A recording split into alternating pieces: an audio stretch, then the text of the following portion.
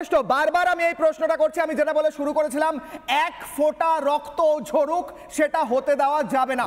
সেটা করার জন্য যা ঘোষণা করেছে ইলেকশন কমিশন, 920 কোম্পানি বাহিনী আসছে এবং 7 দফায় নির্বাচন, আপনার মনে হয় যথেষ্ট? আপনার স্কিলফুল, আপনার যে স্কিলস রয়েছে সেই হিসেবে বলুন। হ্যাঁ, আমি অতীতেও বারবার বলেছি, আবার বলছি, ও 1 দফা বা 100 দফা ইম্পর্টেন্ট নয়। ইম্পর্টেন্ট হচ্ছে কেন্দ্রীয় বাহিনীকে কিরকম ভাবে ব্যবহার করা হবে এবং সেন্ট্রাল ইলেকশন কমিশন কতটা ওয়েস্ট বেঙ্গলে যে ইলেকশন সিস্টেম মেশিনারি রয়েছে, পুলিশ প্রশাসন রয়েছে, তাদের কিরকম ভাবে কন্ট্রোল করতে পারবে তার উপর নির্ভর করছে।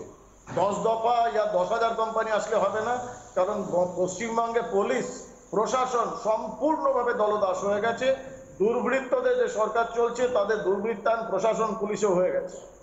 সুতরাং কেন্দ্রীয় বাহিনীকে এনে বসিয়ে রেখে করদাতাদের ট্যাক্সের, আমাদের ট্যাক্সের পয়সায় আমাদের গণতান্ত্রিক অধিকার যদি সুরক্ষিত না করতে পারে, ইলেকশন কমিশনকে তার দায় নিতে হবে। অনেক ধন্যবাদ। আমি থাকুন আমাদের সঙ্গে, আমি আসবো, প্রত্যেকের কাছে আসবো। শুভেন্দু অধিকারী আজকে একটা অত্যন্ত গুরুত্বপূর্ণ কথা বলেছেন। যখন প্রশ্ন করা দফা নিয়ে, শুভেন্দু অধিকারী বিস্ফোরকভাবে বলছেন এটাও যথেষ্ট না, এর চেয়েও বেশি দফা হলে হয়তো ভালো হতো। কি বলছেন তারপর ফিরবো। শুভেন্দু অধিকারী: এই রাজ্যে 1 দফায় ভোট হলে ভোটটা লুট হবে, তাই পারলে 20 দফাতে ভোট করে দেন। আমরা এবারে ভোট চাই, রক্তপাতহীন ভোট চাই।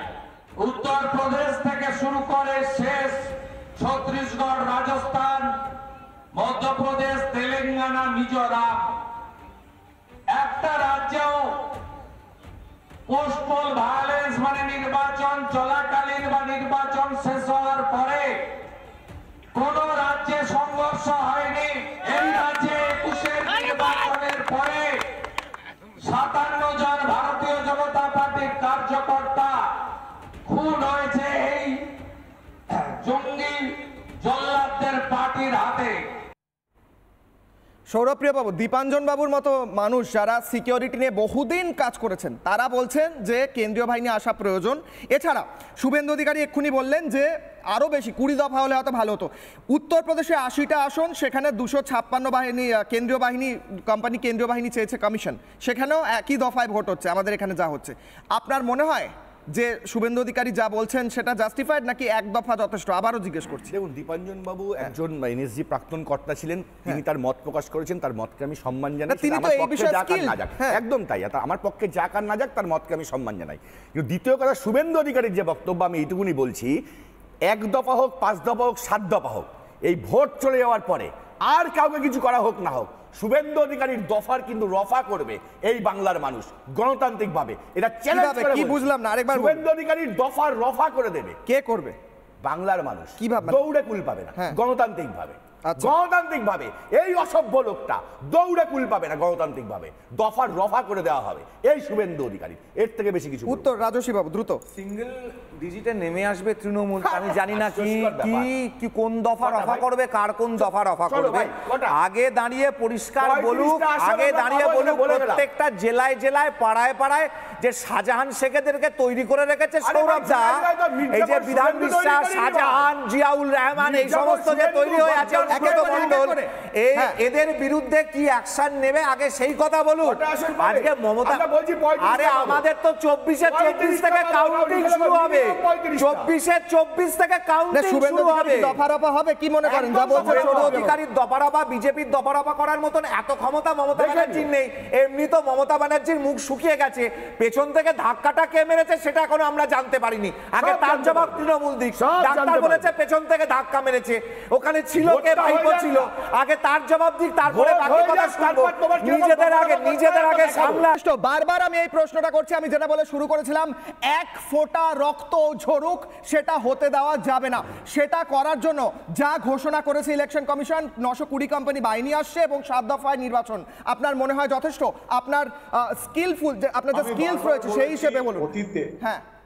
আমি অতীতেও বারবার বলেছি, আবার বলছি, ও 1 দফা বা 100 দফা ইম্পর্টেন্ট নয়। ইম্পর্টেন্ট হচ্ছে কেন্দ্রীয় বাহিনীকে কিরকম ভাবে ব্যবহার করা হবে এবং সেন্ট্রাল ইলেকশন কমিশন কতটা ওয়েস্ট বেঙ্গলে যে ইলেকশন সিস্টেম মেশিনারি রয়েছে, পুলিশ প্রশাসন রয়েছে, তাদের কিরকম ভাবে কন্ট্রোল করতে পারবে তার উপর নির্ভর করছে।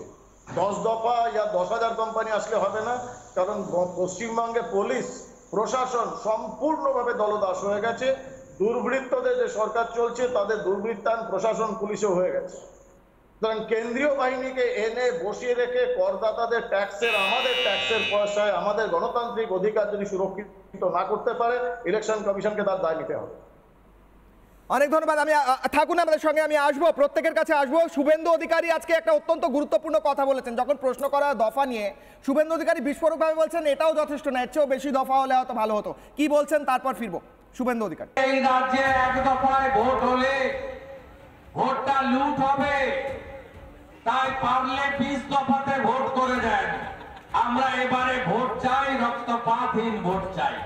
উত্তরপ্রদেশ থেকে শুরু করে শেষ ছত্তিশগড়, রাজস্থান, মধ্যপ্রদেশ, তেলেঙ্গানা, মিজোরাম, একটা রাজ্যেও পোস্টপোল ভায়োলেন্স মানে নির্বাচন চলাকালীন বা নির্বাচন শেষ হওয়ার পরে কোন রাজ্যে সংঘর্ষ হয়নি।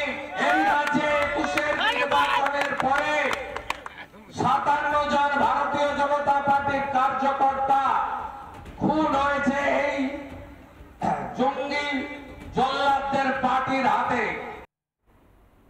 সৌরভপ্রিয় বাবু, দীপাঞ্জন বাবুর মতো মানুষ যারা সিকিউরিটি নিয়ে বহুদিন কাজ করেছেন তারা বলছেন যে কেন্দ্রীয় বাহিনী আসা প্রয়োজন। এছাড়া শুভেন্দু অধিকারী এক্ষুনি বললেন যে আরও বেশি 20 দফা হলে হয়তো ভালো হতো। উত্তরপ্রদেশে 80টা আসন, সেখানে 256 বাহিনী কেন্দ্রীয় বাহিনী কোম্পানি কেন্দ্রীয় বাহিনী চেয়েছে কমিশন, সেখানেও একই দফায় ভোট হচ্ছে আমাদের এখানে যা হচ্ছে। আপনার মনে হয় যে শুভেন্দু অধিকারী যা বলছেন সেটা জাস্টিফাইড নাকি এক দফা যথেষ্ট? আবারও জিজ্ঞেস করছি। দেখুন, দীপাঞ্জন বাবু একজন এনএসজি প্রাক্তন কর্তা ছিলেন, তিনি তার মত প্রকাশ করেছেন, তার মতকে আমি সম্মান জানাই। তিনি তো এই বিষয়ে স্কিল, একদম তাই, আমার পক্ষে যাক আর না যাক তার মতকে আমি সম্মান জানাই। কিন্তু দ্বিতীয় কথা, শুভেন্দু অধিকারীর যে বক্তব্য, আমি এইটুকুনি বলছি, 1 দফা হোক, 5 দফা হোক, 7 দফা হোক, এই ভোট চলে যাওয়ার পরে আর কাউকে কিছু করা হোক না হোক, শুভেন্দু অধিকারীর দফার কিন্তু রফা করবে এই বাংলার মানুষ গণতান্ত্রিক ভাবে। এটা চ্যালেঞ্জ করে, কি বুঝলাম না, আরেকবার শুভেন্দু অধিকারীর দফার রফা করে দেবে। কে করবে? বাংলার মানুষ। কিভাবে? দৌড়ে কুল পাবে না, গণতান্ত্রিক ভাবে। আচ্ছা। গণতান্ত্রিক ভাবে এই অসভ্য লোকটা দৌড়ে কুল পাবে না, গণতান্ত্রিক ভাবে দফার রফা করে দেওয়া হবে এই শুভেন্দু অধিকারী। এর থেকে বেশি কিছু উত্তর রাজস্বী বাবু দ্রুত। সিঙ্গেল ডিজিটে নেমে আসবে তৃণমূল, আমি জানি না কি কোন দফা রফা করবে, কার কোন দফা রফা করবে। আগে দাঁড়িয়ে পরিষ্কার বলুক, আগে দাঁড়িয়ে বলুক প্রত্যেকটা জেলায় জেলায় পাড়ায় পাড়ায় যে শাহজাহান শেখেদেরকে তৈরি করে রেখেছে সৌরভ দা, এই যে বিধান বিশ্বাস, শাহজাহান, জিয়াউল রহমান, এই সমস্ত যে তৈরি হয়ে আছে এদের বিরুদ্ধে কি অ্যাকশন নেবে আগে সেই কথা বলুন। আজকে মমতা, আরে আমাদের তো 24-24 থেকে কাউন্টিং শুরু হবে, 24-24 থেকে কাউন্টিং শুরু হবে। দফারফা হবে কি মনে করেন? যা বলছেন শুভেন্দু অধিকারীর দফারফা, বিজেপির দফারফা করার মতন এত ক্ষমতা মমতা ব্যানার্জির নেই। এমনি তো মমতা ব্যানার্জির মুখ শুকিয়ে গেছে, পেছন থেকে ধাক্কাটা কে মেরেছে সেটা এখনো আমরা জানতে পারিনি। আগে তার জবাব তৃণমূল দিক। ডাক্তার বলেছে পেছন থেকে ধাক্কা মেরেছে, ওখানে ছিল কে? ভাইপো ছিল। আগে তার জবাব দিক, তারপরে বাকি কথা শুনবো। নিজেদের আগে সামলা।